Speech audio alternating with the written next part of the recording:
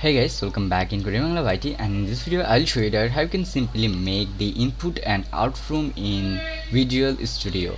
Okay, .NET framework. Okay, first of all let's add a box. The box will be this called that text box. This text box, by this text box we can add any of text in our computer or in our Visual Studio. Okay, so I already add a button. You can also find this at here.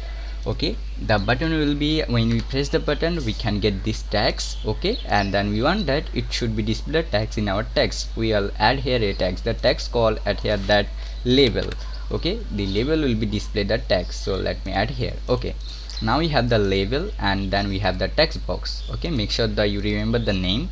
Okay, the ID of the name. Okay, now let's press button click. So at the button click, first of all we will get our text text box data to our the text label. So for doing this stuff, just search the write the txt text box dot one dot txt.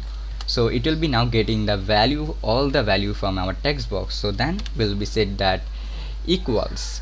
Okay, or okay, so we want that if we use like this, what will be happen this, it will be set the value. Okay, but we want that it will be should be get. So for getting that, first of all we need to set that label1, that is the label1 dot txt. So now we are saving the text. We can now save the text. So what we want to save the text, the text box. So just search that text box dot one. Okay, the text box dot one dot txt. Then just simply add a clone. Okay, now what will be happen that one is done, he'll be first set the all the text at label 1, what we write at the text box, what we write at text box 1. Okay, that was simple. Okay, so now if I just hit the save and click on start, now let me show you that here. Now I just write anything. If I press now the button, as you can see the text come at here. Okay, that is the input and that is the output. So I just hope you understand. If you have any question, you can comment us in my comment box. Thank you so much for watching guys. Love you all and bye bye.